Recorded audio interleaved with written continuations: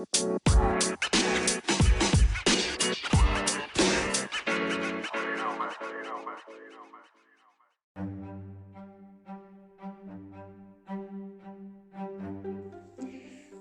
everyone, welcome to another episode of Crash Cinnamon. This is your host McKenna. Today I'm talking about something that I really feel close to my heart. The idea about singletons, people who are not married, being ostracized in the society or put down regularly because they're not married. And I don't know what is up with that. Why did we as a society become a place whereby we bash people for refusing, first of all, for those who don't want to get married, and that is okay, or for those who've just not found their life partner, they're waiting, they have certain things that they want to do first before they get married or settle down or whatever the situation is. And I just feel it's horrible. And actually I was reading an article and I've shared it on our Facebook page, so go look at it, and it's by weddedwonderland.com, and it's very interesting. Honestly, we have been bashing people who are single for centuries, and each country has their own way of just making you feel lousy that you're single. So I remember when I was single before I got married, there was all questions from aunties, when are you getting to get married, uncles, and all these things. And my story is quite interesting because I had decided not to get married until I met my husband, and that's a story for another day. And I remember my grandma was the only person who was like, okay, you know what, if this is what you feel right now, you don't want to get into it, that's cool, I'll support you. My grandma is old. She's 130 something right now, and alive. Yes, she is.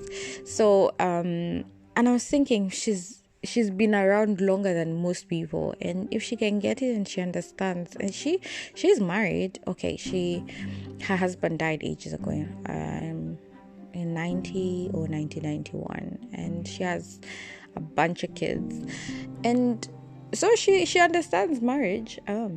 So I thought if she could get it, and she's a woman, and especially that time marriage was everything. They even had arranged marriages. They had marriages where matchmaking was done, so that the right families can get with the right family, all this kind of thing. So yeah, anyway, to get into it, I was just like, wow, why do we do this? Like, really, why do we do this? Why do we do this to each other? So let's start with the first country, which is Denmark. And I was so sad with Denmark because, one, it uses cinnamon, and if you haven't known, where have you been? Cinnamon is my favorite spice, and it's one of the reasons why I called my podcast Crushed Cinnamon. In fact, also it's linked to my name.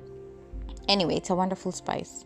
So Denmark, what they do, it's a tradition for unmarried 25-year-olds, and I don't know why it's 25. Maybe in that country, that's when, if you don't get hitched by then, it's like the cutoff point. Anyway, so according to this tradition, you get tied to a chair or a lamppost by your friends. Your friends tie you to a lamppost or a chair, and then they go ahead and throw huge amounts of cinnamon all over you. And the reason, apparently, this tradition dates back to the 16th century, when the Danish spice salesmen devoted so much time to their trade that they forgot to find themselves a bride. Since then, young and married people have been taunted with cinnamon as a way of reminding them they should find a life partner soon. Like, whoa, Denmark? Seriously, cinnamon? Cinnamon, you can use it for cinnamon buns, you can use it for tea, you can make it for sweets. You decide to throw that on somebody, Okay, so for those who've experienced this, how did that work out for you? Did they encourage more people to get married? Whoa, crazy. And apparently it's this tradition has turned dangerous on many occasions, with even people being set on fire. Like they take it to the extreme. And I wouldn't be surprised. Why is it such a big issue? Like, really, why? Oh my god. Okay, we move on to the next country, Germany. Apparently they have a festival for 25-year-olds as well. And it's called, I can't even pronounce it because I'll butcher the name because I'm not German. But basically it literally means, the word in German literally means old box. So it means it's congratulating women for becoming old. So you get an old box, literally. On this day, your friends will gather all kinds of moving boxes, shoe boxes, and more. Then early in the morning or during the night before your birthday, they will block your front door with all these boxes. This is somehow a strange tradition started randomly just for fun. I don't know how that could be fun. Another one they have in Germany is if you're unmarried woman at 30, you're expected to clean your friends' doorknobs with toothbrushes. However, if you're unmarried 30-year-old man, all you have to do is sweep up the stairs. You can get out of these chores through by kissing someone of the opposite gender. First of all,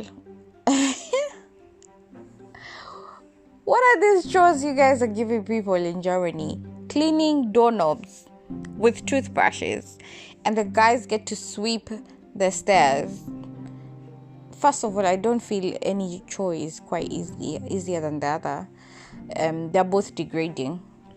Though toothbrush, doorknobs, that's a bit too much. But then again, society has always given the woman the hardest task, the job that is demeaning for not reaching some society standard, and this in this case is not getting married when you're 30. So my German friends or German listeners, how is it working so far? Have you washed any doorknobs if you're in your 30s?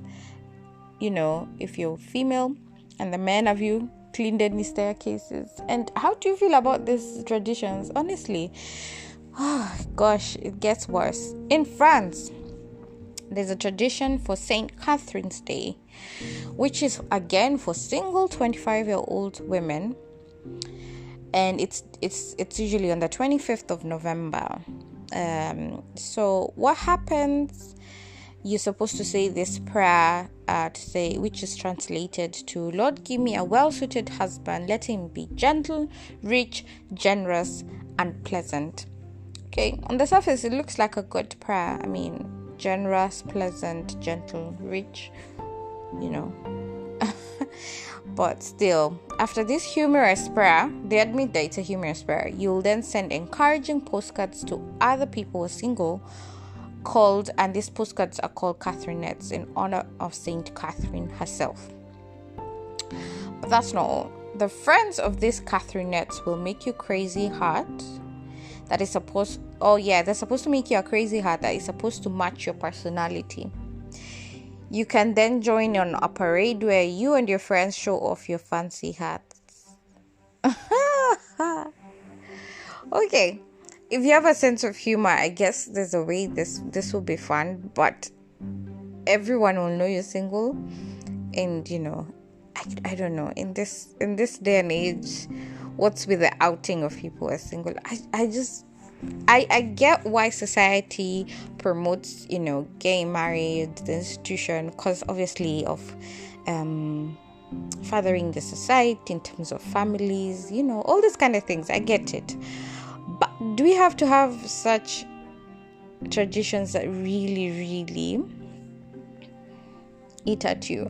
And most of them, except the one in Germany where the men will sweep the floor or rather the stairs, all of these traditions target the women, and they have to be 25. So Again, gender disparity there. We move on to Austria. They have a tradition, I can't pronounce it as well. It's for all 30-year-old unmarried people from Upper Austria. Your friends will supervise you, usually at work, with an eclectic outfit prepared for your special day. Special day underlined. You then have to put the outfit on, no questions asked, and sell random items to strangers, including alcohol or lollies. You gather all the money you've made and spend it all on drinks for you and your friends that night. Okay, at least it sounds a bit more fun. It's interesting. At least in Austria there's no kind of degrading. I'm liking this eclectic outfits idea, but the idea that it's your special day, oh gosh, how is it special? And after you do this, do you get a special prize? Anyway, at least the good thing with all this is about your friends are the ones involved. There's no stranger kind of situation. You can be selling wow, what if you don't have selling skills? What happens? What if you can't make money? Interesting. Okay, we move on. China. Apparently it's not a real specific tradition, but the Shanghai marriage market is held every Saturday and Sunday from 12 to 5 p.m. in the People's Park in Shanghai. Parents of unmarried adults flock to these markets in the hopes of finding a suitable partner for their child. Information including age, height, job, income, education, family values, the Chinese zodiac sign, and personality are all written on a piece of paper and hung up on long strips among other parents. Essentially, it's a dating advertisement. Yo! Okay, parents are encouraged to walk around and chat with other parents to plant the seed of good relationships. The tradition has been described as a Match.com meets a farmer's market. So, people, how would you feel if your mom and dad went to a market to sell you off, like to market to you because you're not married? How would you be feeling? But I guess because it's their tradition there, it doesn't feel awkward. I think for me it feels awkward because it's not something I'm used to. I guess, I don't know, to each their own. It just feels very, though it's kind of sweet because your parents would be the ones who kind of know you the most, so they would write these wonderful things. But this of writing job, income, it's a bit materialistic. But hey, to each their own. And in Malaysia, on the 7th day of the 7th month of the lunar calendar, women are encouraged to write their phone numbers on oranges the fruit, before throwing them into the closest river. This tradition of Cap Gourmet is practiced in the hopes that the man of their dreams will pick up their orange and call them. Now, I'm hoping the river will not have, cleared off your number on the oranges. And why oranges? I don't know. Apparently, it goes on to say that it's oranges because they were considered to be lucky fruits. Traditionally, in Malaysia, they believed that there is a matchmaker from the moon who would tie red strings on the couple's destiny, blessing them and aiding them in finding the right orange. Those from Malaysia, you can tell us, is this true? Is it still practiced? In Armenia, we have mentioned that I've said before that these traditions are interesting, and it will be wonderful to hear what you think about them. In Armenia, on Saint Sarkis Day, a day that celebrates the warrior patron of love and youth, you bake bread. Okay. If you're single, you should eat a salty piece of bread. So the bread is salty. This will force you to dream about your future partner Whoa, okay, that's where I drew the line. Salty bread. There's no way that will. First of all, how that will make you have good dreams? Salty. So, people, we've gone through all those traditions, and I'm sure there's other traditions in where you come from. I feel in 2021, we should leave single people alone. Leave the matchmaking, leave the interference, leave the ostracizing, leave the a million questions of when will you get married and all these things. Leave them alone. If you're concerned about, encourage them. Maybe if you have things that you want to invite them to, yeah, but do not force things, play matchmaking and all these things. I know people can be stubborn. Some people need a bit more of nudging and help, but you're not the person who's in charge of their destiny. Let them decide. Let the single people decide. And for the single people who've been ostracized, who've been asked a million times when you're getting married, this is a public apology to you. I am so sorry on behalf of very badly behaved people of the world. Thank you for listening to this podcast. See you on the next one.